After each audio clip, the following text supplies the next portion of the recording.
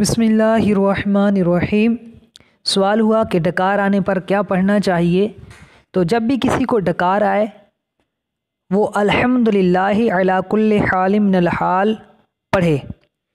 وجہ یہ ہے کہ جب ڈکار آتا ہے تو یہ معدے کی جو گندی ہوا ہوتی ہے، ایک طرح کی معدے کی خرابی ہے، وہ گندی ہوا پیٹ سے نکل گئی، تو اس پر اللہ کا شکر بجا لاتے ہوئے اس طرح کہنا چاہیے۔ اور اس کا حدیث مبارکہ میں بھی حکم موجود ہے، چنانچہ فوائد ابن سلط کی حدیث نمبر 29 ہے۔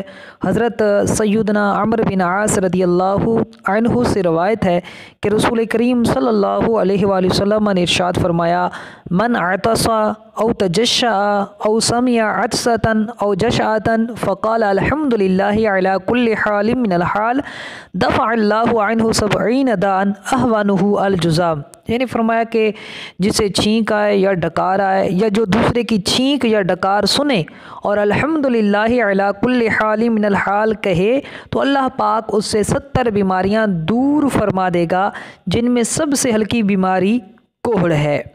تو لہٰذا جب بھی کسی کو ڈکار آئے تو وہ ڈکار آنے کے بعد الحمدللہ علی کل حال من الحال پڑھے۔ واللہ اعلم ورسولہ اعلم عز وجل وصلی اللہ تعالی علیہ وآلہ وسلم۔